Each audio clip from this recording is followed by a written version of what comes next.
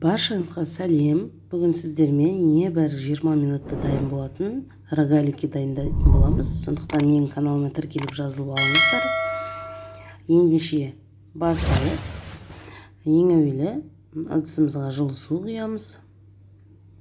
Дрожь саламыз. Араластырып аламыз.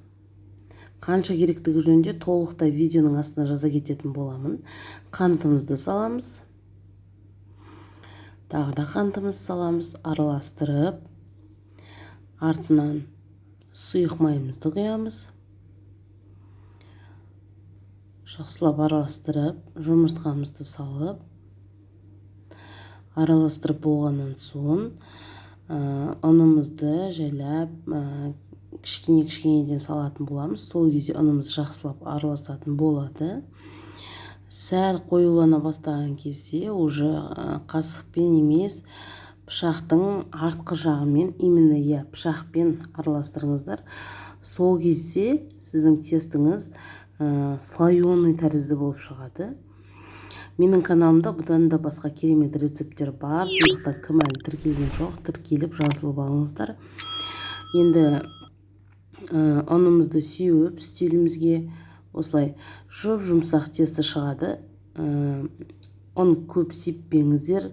Тестіңіз жұмсақ болу керек. Мінекей теңдей басып алып, теңдей екі бөлікке бөліп, бір-бірлеп осылай иін қандыра бастап, үстелімізге аздап ұнын сеуіп, оқтауымыздың көмегімен дөңгелек форма жасап илейтін боламыз. Дәл видеодағыдай қылып жасасаңыздар болады. Қиын ештеңе жоқ. Мінекей илеп болдық. Енді осыны пышағымыздың көмегімен осылай кесіп шығамыз. Рогаликтардың формасын жасап.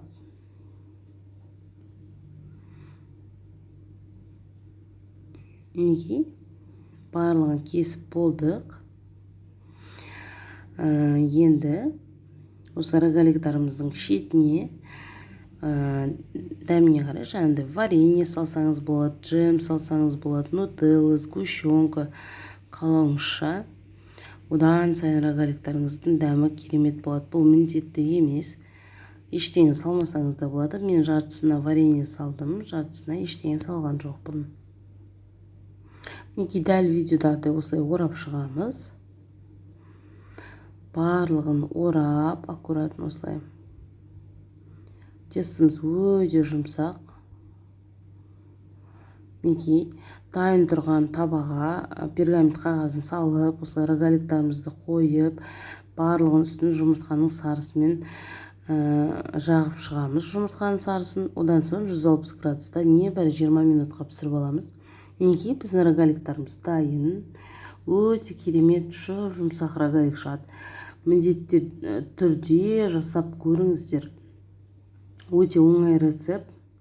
Мінекей қараңыз, сіз үшін арнайы көрсетіп жатырмын. Жұмсақ тесті шығады.